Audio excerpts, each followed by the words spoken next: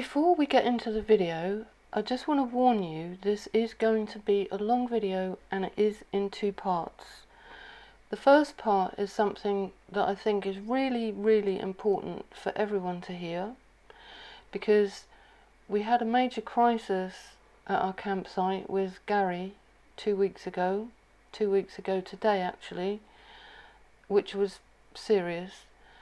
And I want to tell you what happened, because I don't want anyone else to, for this to happen to anyone else. It was such a simple thing and it could have killed him. So there's that part of the video, and I'm actually going to tell you in person, and this is the first time that I've ever appeared on camera. But it was such an awful experience for obviously primarily Gary and me as the bystander and the person that had to do something. I think it's really important to get this message out there. Some people may find it rambly, some people may not be interested in it, and I just want to say with all kindness, if you are someone who doesn't like a lot of talking in videos, then this probably isn't going to be the video for you. And if you're only here for the craft aspect of the video, you can find the chapters underneath and just skip straight to that part. And again, if you don't like a lot of talking, you can turn the sound down and turn the subtitles on. Okay, so let's get into the video. Well, hello everyone. This is an unusual video for me, I know, because I don't normally appear on camera. And I am appearing on camera today for two reasons. The main one being, one of my viewers, I believe it was Paper Bead Magic, she made a comment after my last video in which I mentioned that my husband was about to become 71, and I think I mentioned that I'm 70, and she put in the comments that she was surprised because she'd never seen me, she'd only heard me, and she thought from my videos that she said she thought I was in my 30s. I wish. I wish. No, I am 70 and I'm an old lady, and so I thought I would appear on camera so that other old ladies out there can see I'm an old lady. And yeah, so that's one reason. Loads of people have told me how young I sound on just by hearing my voice, and so I thought, well, okay, it's time to reveal myself. And the other reason is I just want to give you a brief rundown of what's happened in our lives since I made my last video, because my last video came from the campsite that we stay on for a lot of the summer every year now. This is our third year. In that video I took you around, I showed you the caravan, I showed you the awning, I showed you the general area around where we stay, and the tent that we sleep in, and talked about our life spending the summer outdoors.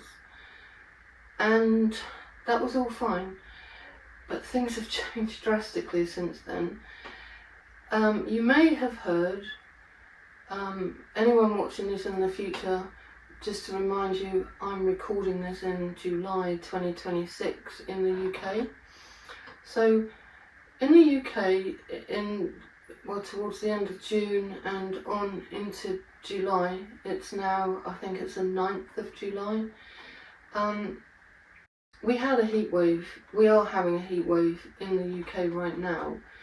I don't think I mean, I feel really hot today and hot and bothered today, but it's not anywhere near as bad as it was at the end of June when this incident with my husband happened. Right, I don't want to waffle here, and I haven't got a script, so just bear with me. So yeah, we were at our campsite, everything was fine. the weather was getting hotter and hotter by the day, and I suppose towards at the start of the week that ended on the 26th of June, so the previous Monday, Gary he started to complain of dizziness, and he wasn't really bothered by it. He just kind of said, oh, I keep having these dizzy spells. So, you know, like I said, neither of us really took a lot of notice of it. He was drinking plenty of water, eating well. We were out walking, you know, just living our normal life up there. Anyway, as the week went on, he began to, the dizziness got slightly worse on some days, and he just kind of put it down to the heat.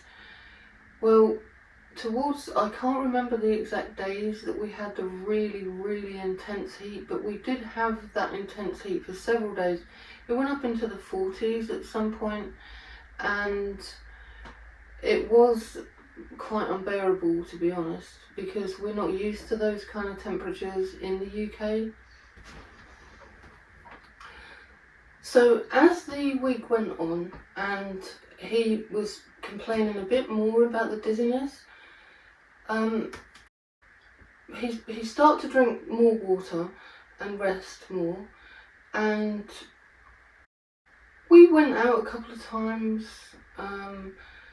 but by the Thursday, so 2 weeks ago today, I got an order come through from Etsy, as I do most days, and so I packaged up the order and said to him, do you feel okay to drive? Because we have a camper van, and I can drive the camper van, but I prefer not to.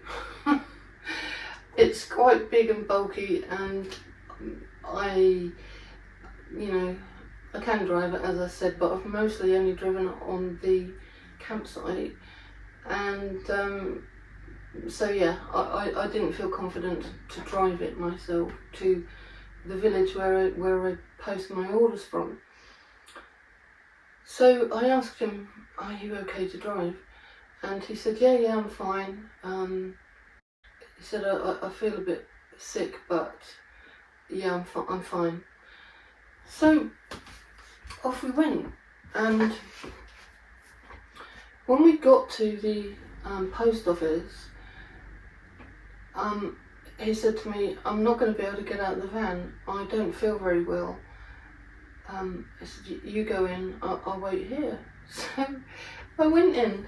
I don't know why I'm laughing, because this isn't funny, but looking back on it, what a disaster. I went in, I posted my parcel, and when I came back out, I was only gone a few minutes. When I came back out, he was out of the van, standing over by a wall. I think it was like a raised flower bed or something, and he didn't look his normal self. So as I approached him, I said, are you okay? He turned away from me, just turned and absolutely threw up everywhere. It was violent. He was very violently sick, and which was a bit of a shock. Anyway, the sun, I can't remember what time of day it was. I think it was possibly after lunch. Everything's a bit of a blur. The sun was beating down on us in that car park. It was relentless. It was so hot, and there was nothing I could do to help him. I just put my hand on his back, and I wasn't even sure. You know, sometimes when people are thrown up, they don't want to be touched, do they? So I wasn't even sure that I should be doing that. Anyway, after a few minutes it subsided, and he managed to get into the back of the van, and into the passenger back of the van. And he then said he was going to throw up again. So I grabbed a plastic shopping bag, and he had that over his face, and was thrown up again. Then I realised there was a hole in the bag, but that's by the by. That didn't really matter at the time. So after a few minutes of this vomiting, he said, "Oh, I feel much better now. I feel better for that. I think we need to go back." So I said, "Well, are you going to be okay to drive?" And he said, "Yeah, it's cleared my head, I feel fine now." So I said, right, I'm going to go and find someone to let them know that that this had happened in the car park, and to find out if they wanted to give me a bucket of hot water or whatever, and I could clear this mess up. So I found a lovely lady, and she said, no, that's fine, I will sort that out. You go and be with your husband and sort him out. So he then got into the passenger side of the car, the driver's side of the van, and I asked him, "Do you want me to go and get you some water?" So he said, "Oh yes please, I'd love some water." So I went into the store where the post office is, and I got him a bottle of water.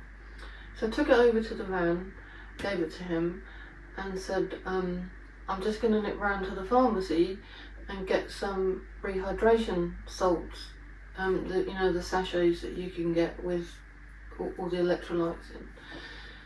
So I went off, leaving him drinking this water, and I was gone maybe 10 minutes at the most. When I came back, he looked dreadful. He was throwing up again. By this point, we'd managed to put another bag over the original bag, so because of the hole, and because you don't really want your van to smell of sick. And so I sat with him. He brought all the water up, and I sat with him in the passenger side, thinking, what are we going to do? Because I need to get him out of here, because we were in the sun. I knew the sun wasn't going to help, and so I thought, okay, you're just going to have to grow up and drive the van. So he said he couldn't get out of the passenger seat.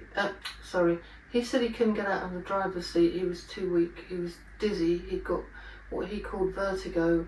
Vertigo has never been, he's never had a diagnosis of vertigo, but that's how he described it. He said everything was spinning. He couldn't stand up. The spinning was making him feel sick, and it was just an awful situation to be in under that sun. So eventually he managed to get into the passenger seat, and I just said to myself, you can drive this van back, you're going to be fine. And so I drove us back, and everything was fine, until we got onto the farm track, which takes us to our campsite, and it's bumpy as anything.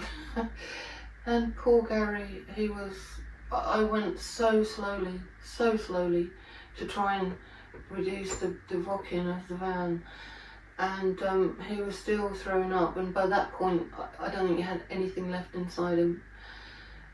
So from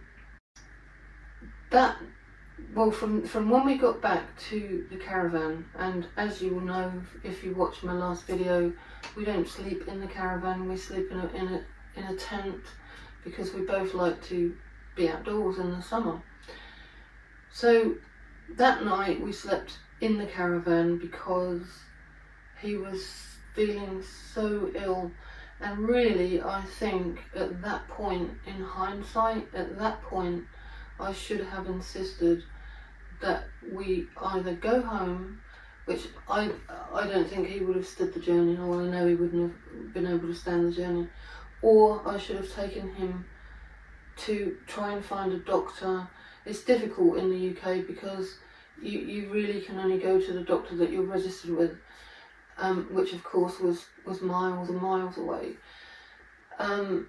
I should have called someone, I should have done something, but he didn't want me to. He said that he said, I'm going to be fine, I just need to rest, I'm going to be fine by the morning. So he tried to lay down on the bed in the caravan. He tried to lay down, and every time he tried to get horizontal, the sickness was so bad, and the dizziness, the spinning. He said everything was spinning around him, and I could see that he was in hell. I could see he was in a bad way, but he said, all I want to do is sleep. I just need to sleep. So eventually, bit by bit, he managed to lay down with some cushions, and I gave him a bowl, and he was hugging the bowl, and eventually he went to sleep. And he stayed there. I don't know what the time was. By this time, it was probably around about possibly 5 o'clock, I can't remember.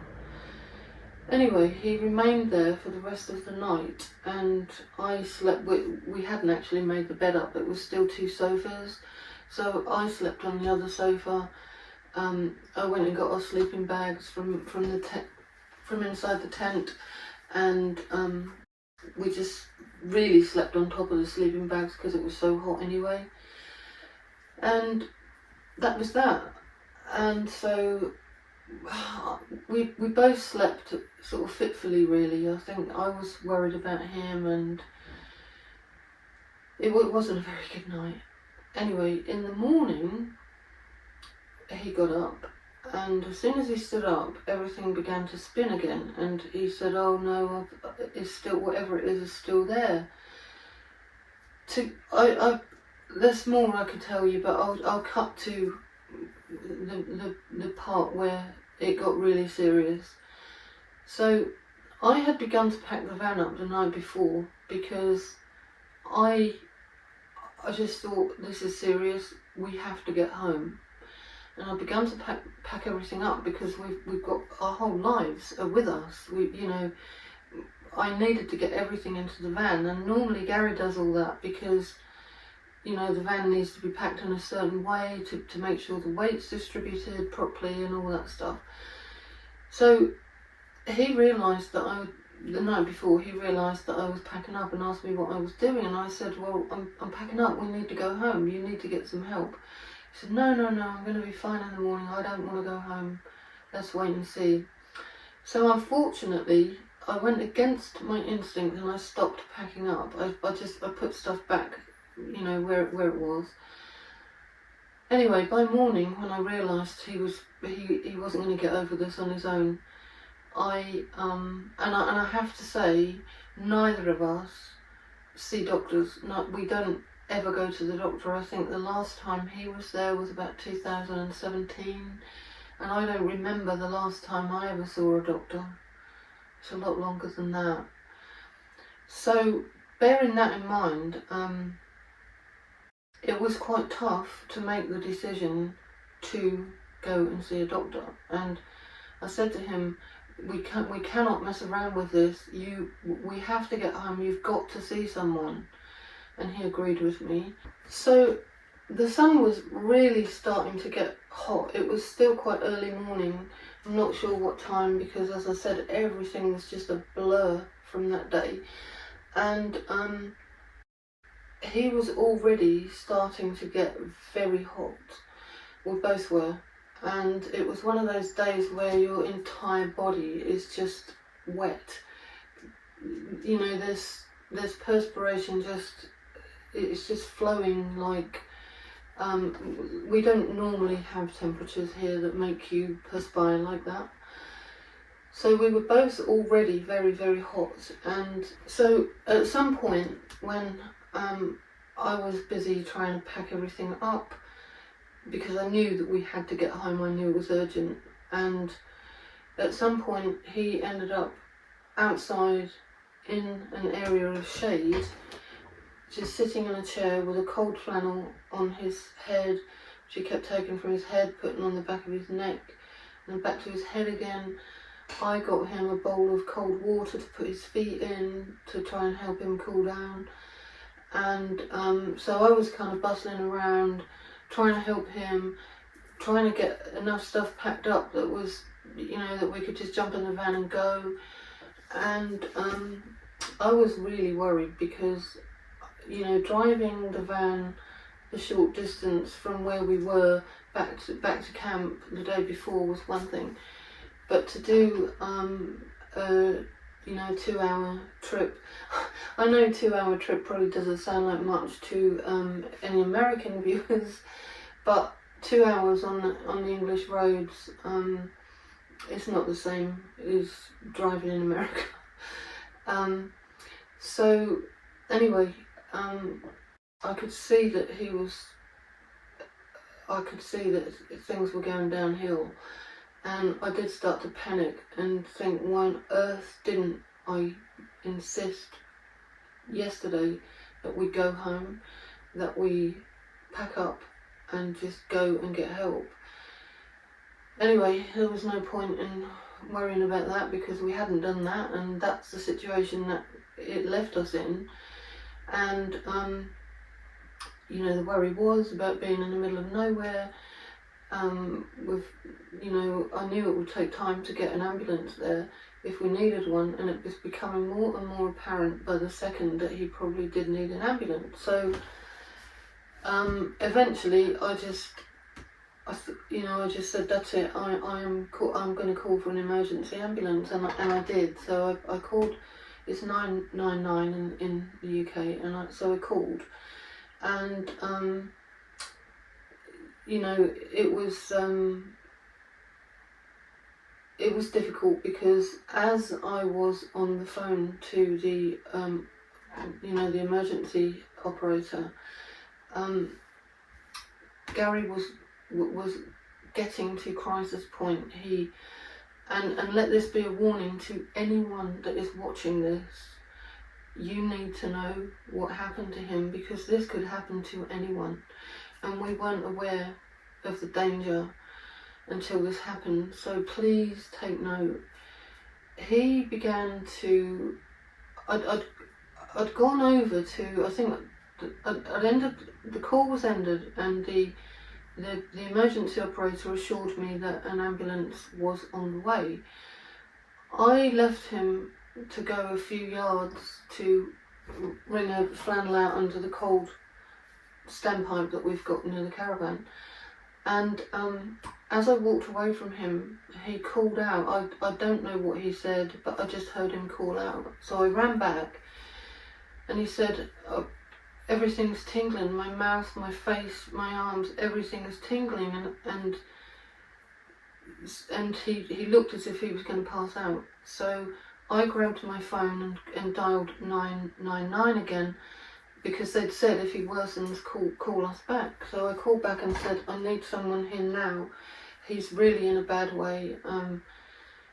And afterwards, when this was all over, he actually said to me, I believed that I was dying, and he said, this made me smile, but it also made me feel really sad.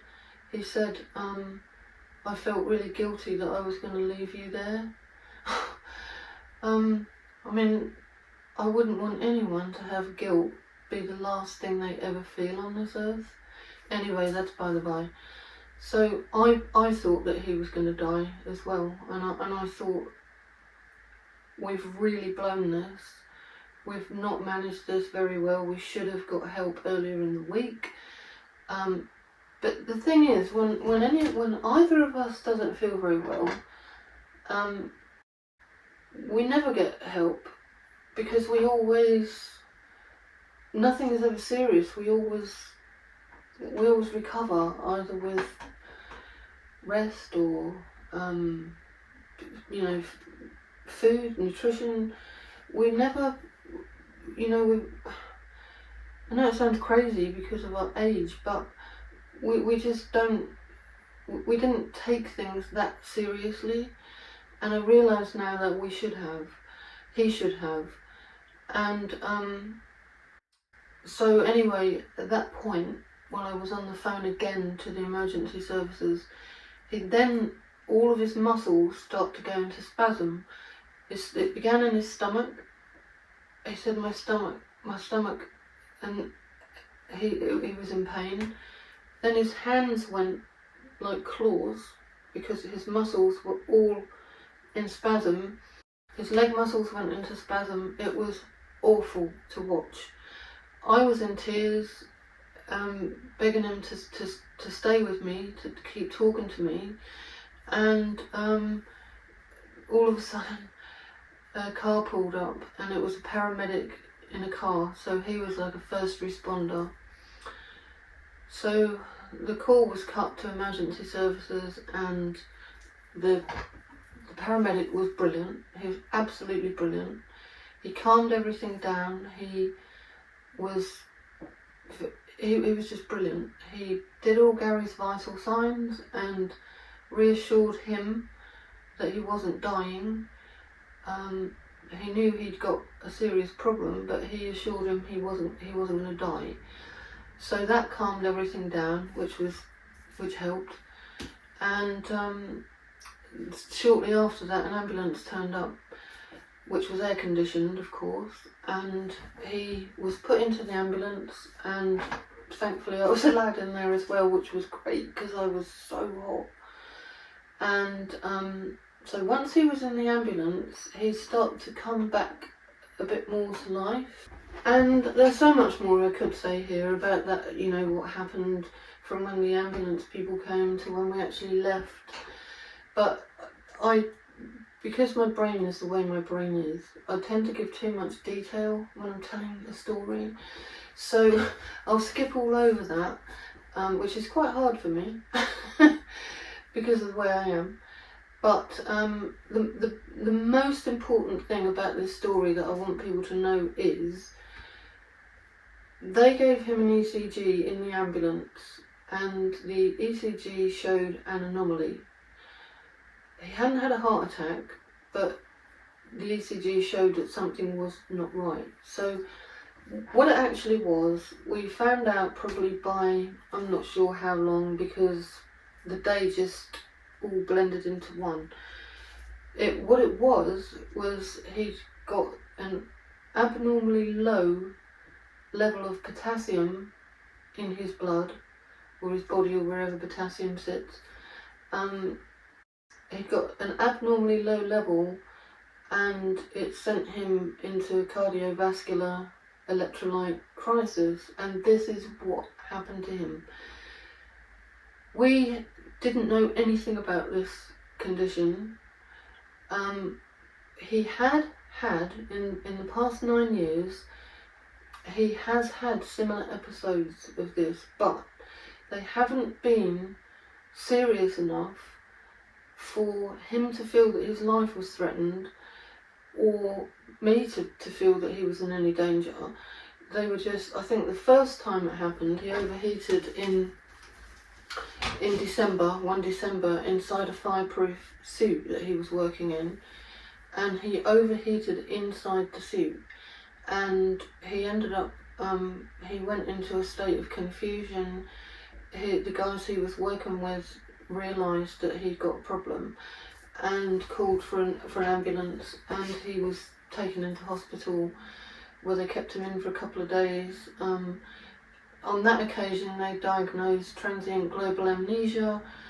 I was a bit dubious about that at the time, because it felt like they diagnosed that because they ruled out stroke, they ruled out heart attack, they ruled out anything nasty in his brain, because they did brain scans and everything. So they ruled out everything, and it was almost like transient global amnesia was the only thing left. That's what it felt like to me at the time. I don't know, I'm not a medical person, I may be wrong. But given that it was a situation of overheating, it's possible it was overlooked because of the time of year. I don't know if they even knew that he'd been in a fireproof suit at the time, because I wasn't with him, and I assume that the guys he was working with got him out of that suit before he was put in the ambulance, because it wasn't there at the hospital when I got there. So it would have been easy if nobody told the hospital team what had happened. This was only fed back to me afterwards. They might not have even considered the fact that he overheated and lost potassium. So there's another 2 incidents that this happened over the last 9 years where he was in a situation where he was perspiring in heat. And then, of course, this latest one, which was deadly. It was very serious, and I think had it gone any further, I think he would have died, and he feels that he would have died. He feels that his heart would have stopped. So anyway, they diagnosed that he'd got this abnormally low potassium, and put him on a magnesium drip first, because you need magnesium in order for potassium to work. So they put him on magnesium, and then he spent 4 hours, having this electrolyte drip, and it gradually brought him back to nowhere near normal, nowhere near normal, but he was not dizzy anymore. He wasn't feeling like he was going to vomit anymore. And bear in mind, he hadn't had any food since the previous morning, and I don't think he had any food until that evening. I actually left the hospital sometime early that evening, no, probably late afternoon.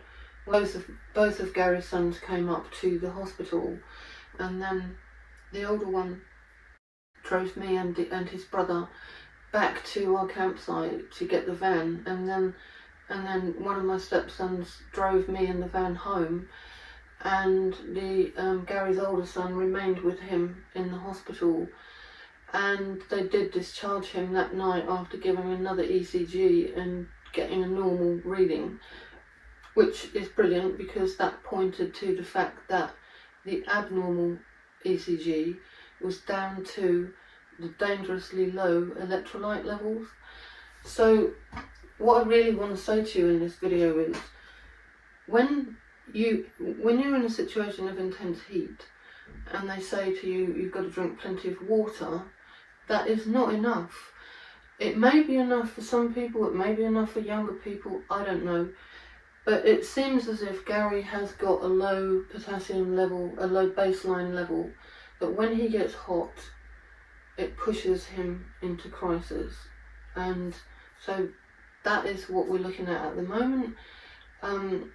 It'll be 2 weeks tomorrow since he had the incident, and it has taken 2 weeks of intensive care at home, which I have to tell you, I wasn't guided by the NHS. I had no guidance from the NHS.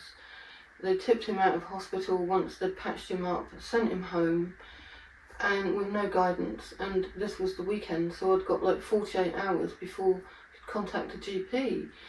I didn't know if his potassium level was going to drop again, or why it had dropped in the first place. I mean, obviously he'd been vomiting and it was hot, so, they were extenuating circumstances. But it was in my mind that he was susceptible to this, so it was even more important to get advice, and I couldn't get that until Monday, apart from AI, which has been an absolute lifesaver. It's incredible, really, the way AI works, because I actually started off by asking a question about high potassium foods, and AI asked me why I wanted to know, and said, is it because of this, is it because of this? And so I told AI what had happened, and it was brilliant. It was better than any doctor I've ever spoken to, and I know that may upset some people, but it's just the truth, in my case anyway, because it gave me a 48-hour plan. It asked me loads and loads and loads of questions, which I answered honestly, and at the end of the questioning it said, I believe it's safe for him to be at home, which I don't think the hospital would have let him out if it wasn't. But he was so weak, and he was still in quite a panic because of how dizzy he felt, how he said everything just kept spinning. And that made him feel panicky because he thought, this has been going on for days, I should be better now, if it is a bug or something. And we weren't told how long it would take to recover from this once his potassium levels were up again, which they were from the drip. So we were on our own with this, and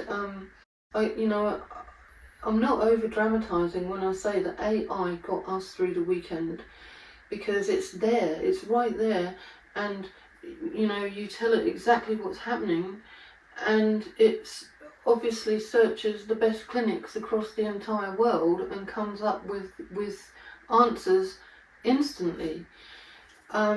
So it gave me menus, it gave me high potassium meals to make for him, told me what size the meal should be, what he should be drinking.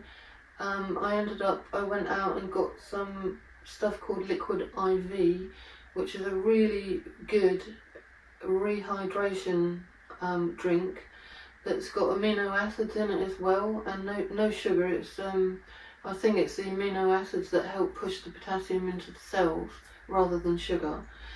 And so yeah, I spent the whole weekend just waiting on him hand and foot, making sure that he didn't have to get up to do anything.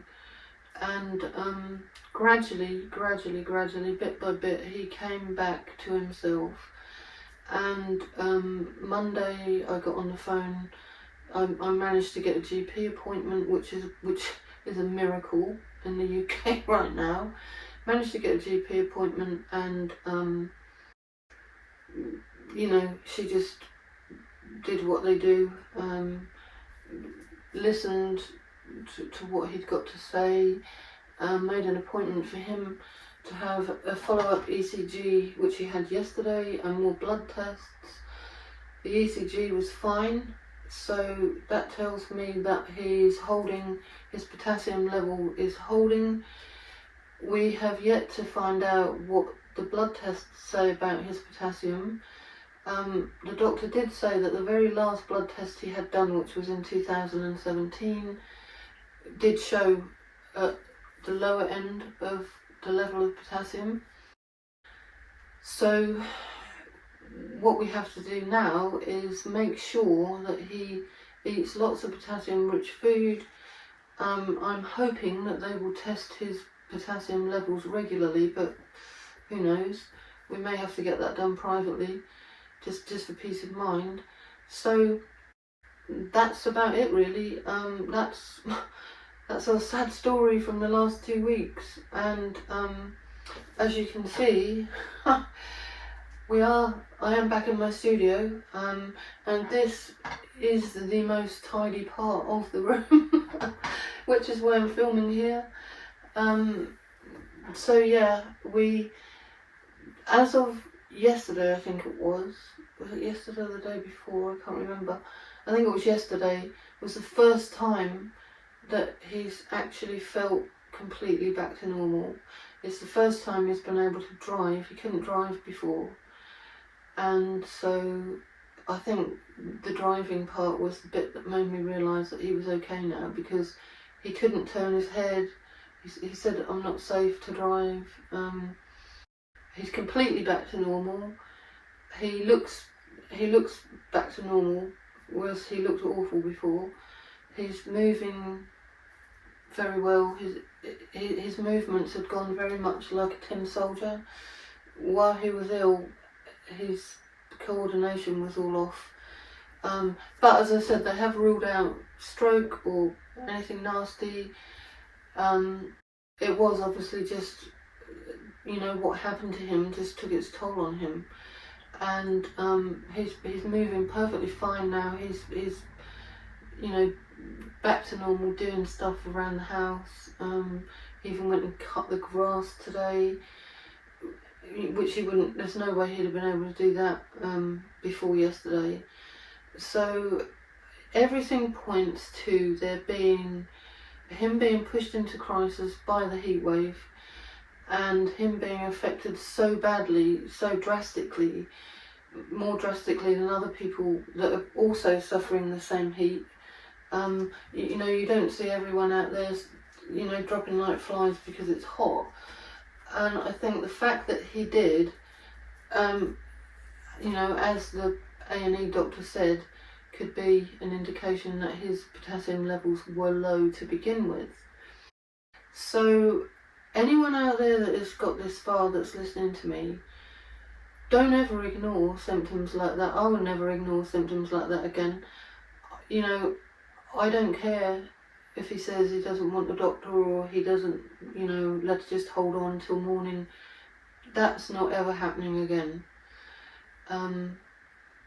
If anything like this ever happens again, we will get help immediately. In some ways, I think it was irresponsible of us not to get help earlier, especially given where we were.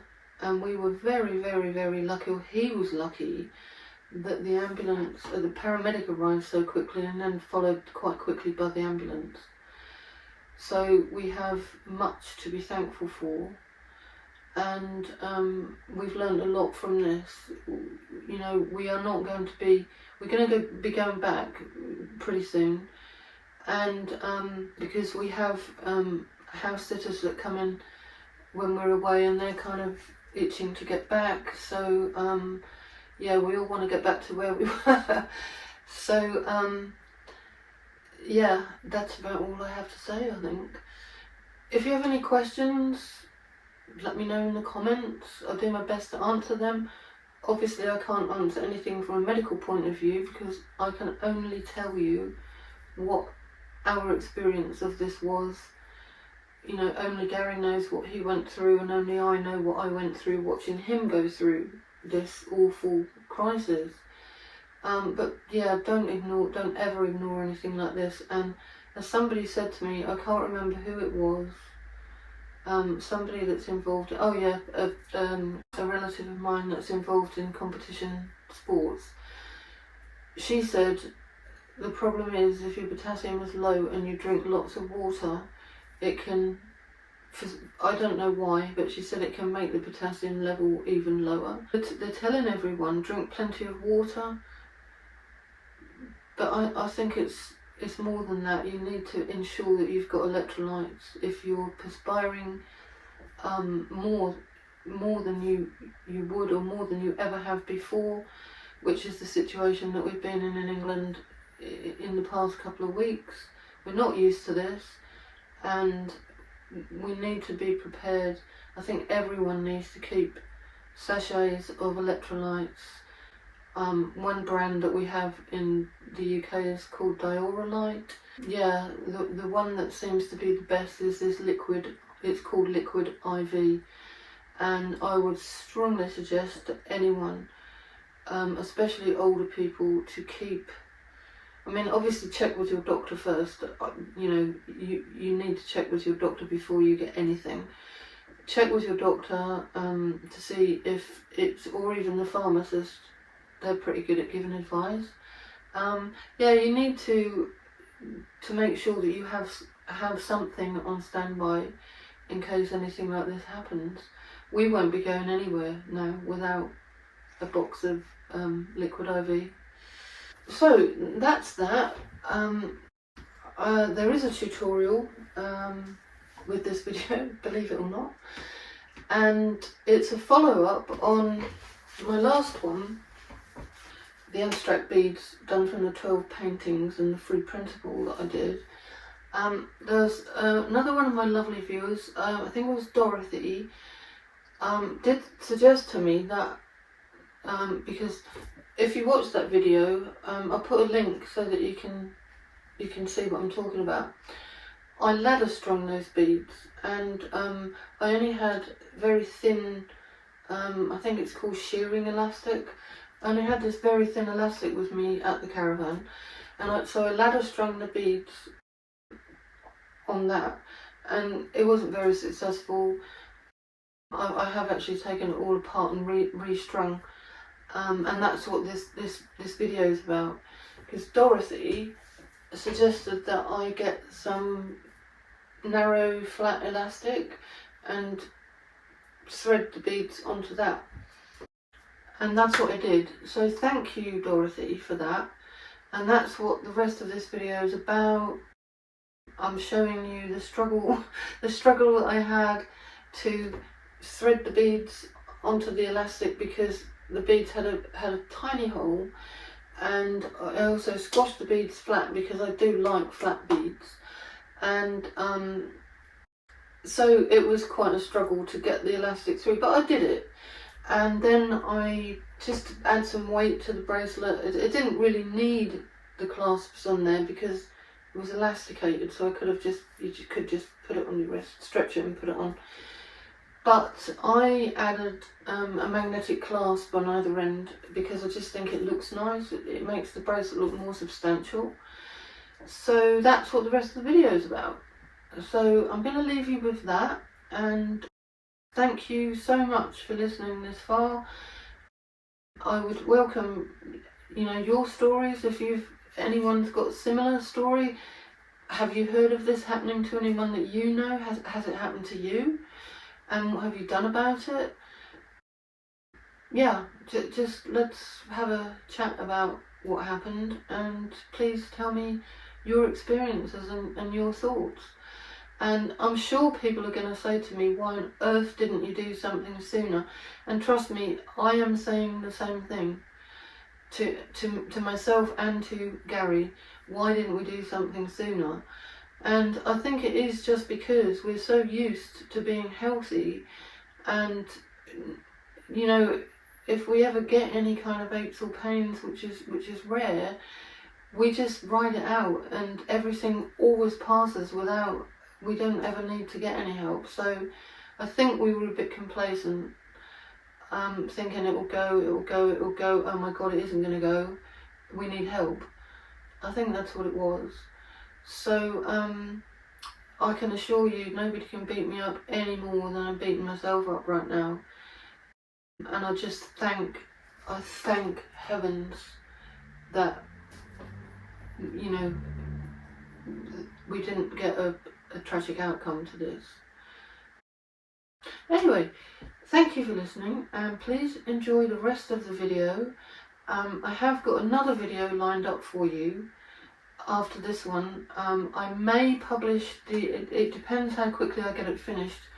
I may publish the next video after this a week later, or I may publish a couple of days later, I don't know. So watch out for that one, because there's a special free printable with that, and then there's going to be another special free printable after that one. As there is, every week, or every time I do a video, there's always a free printable for you. So just watch out for them. Please consider subscribing if you're not already.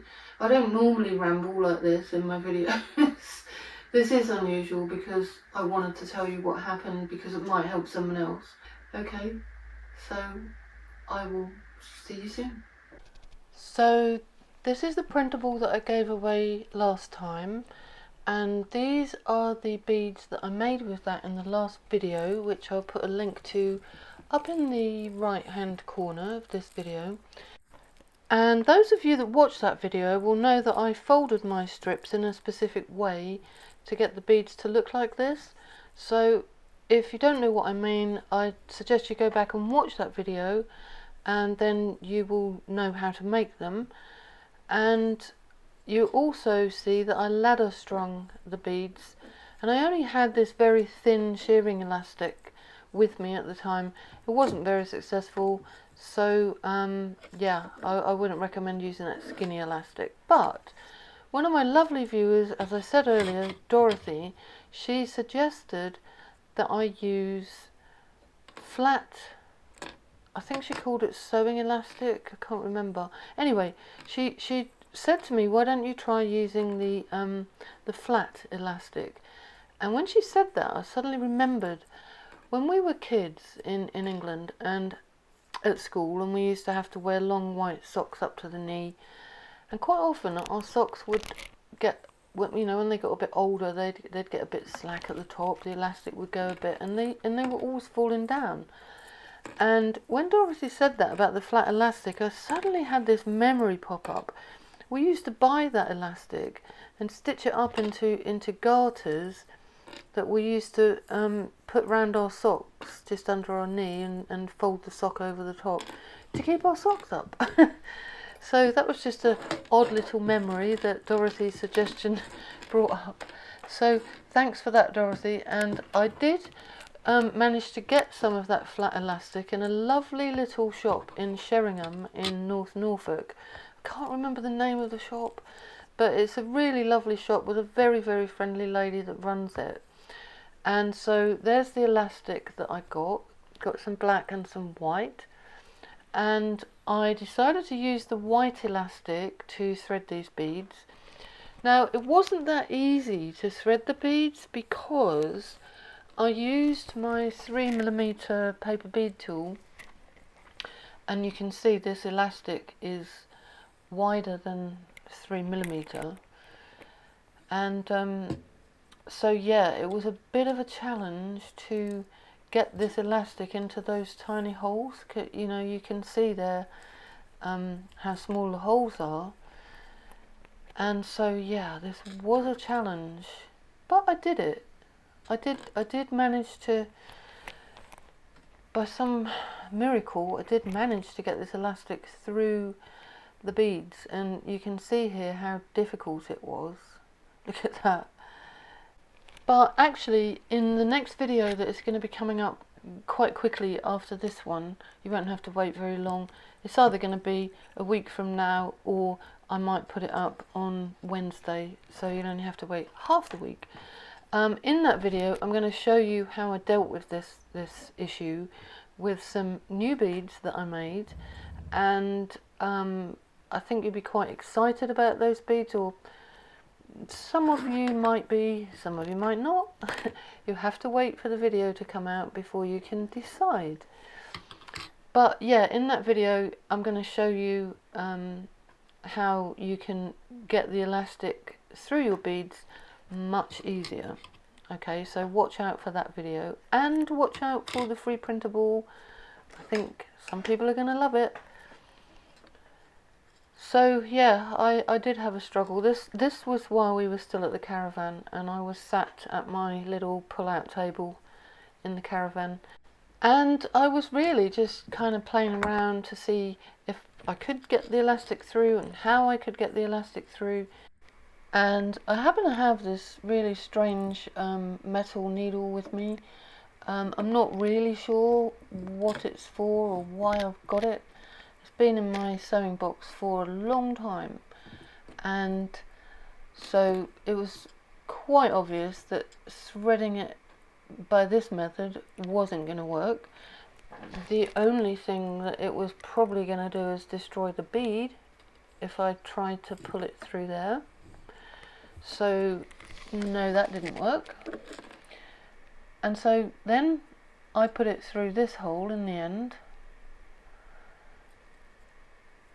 and tried again, and it worked. It actually worked. So there you go. I did have to push the middle back in, but it did work. So if you're in a situation where you have beads with the smaller hole, but it's big enough to get one of these needles through, then you can probably get these online. I'm sure if you do a search for weaving needle or weaving bodkin, because good old AI, because I didn't know what this needle actually was, I drew a very rough sketch of it and asked AI, and it told me immediately that it was a weaving bodkin or needle. But unfortunately, as you can see here, it didn't work on all of the beads, so I've no idea why it went through that first bead so easily and now it won't go through this bead. So I had to start using this weaving needle in a different way, and it was quite frustrating. So if you intend to use flat elastic to thread your flat beads on, I suggest you watch the next video that I will have and see how to overcome this problem. But if you've already got some of these beads that you made with a smaller hole, then just watch the rest of this video and watch the struggles that I had to get the elastic through all of the beads. And I did get the elastic through all the beads. It was a struggle, but I did it. And I think if you have got beads like this with a smaller hole and you are a regular crafter, you will find a way to do this, because one thing that us crafters are is tenacious. We don't give up easily, and I certainly didn't, and I kept on going until I had threaded every single bead. So that's a very special bracelet for me. I've speeded this up because I don't want to bore you to death with watching me struggle to get these beads threaded. But I just want to tell you, just want to show you. This is a free printable that I'm giving away with this video. Now, obviously, I haven't used this free printable in this video. It's up to you what you make with it. You can make paper beads, you can use it for collage, you can cut it up, put it in your art journals, whatever you know, any paper craft. You can use this for your own personal use, and I will put a link in the description below to my website, so you can just pop over there and get this. There's also, as my regular viewers will know, there's loads more free printables over there. And yeah, so that's the one for this video. If you want to post pictures of anything that you make with that particular free printable, please feel free to post them on the community page of my YouTube channel. I'd love to see what you make, especially as I haven't actually made anything with that free printable yet. And if anyone's wondering how I created it, I used paint sticks, that's all. Just, you know, the regular tempera paint sticks, which you can get on Amazon or in any craft shop. Yeah, so that was how I created that one. So you can see the bracelet beginning to take shape here, and I could have just stitched the ends of the elastic together and pulled it into the middle of one of the beads. But what I decided to do with these is to add silver magnetic clasps, one on either end, to make the bracelet a bit heavier, and also to just give it more of an elegant look. And so that's what I did. Now, every time I use these metallic clasps in a video, people ask me where to get them. Well, I got mine from Amazon, and I do have a link in my Amazon shops to them. I will double check to make sure that the links are still good, but that's the only place that I know of where you can get these. Other people may know where to get them. If you do know where to get these clasps other than Amazon, then let me know. You can see here that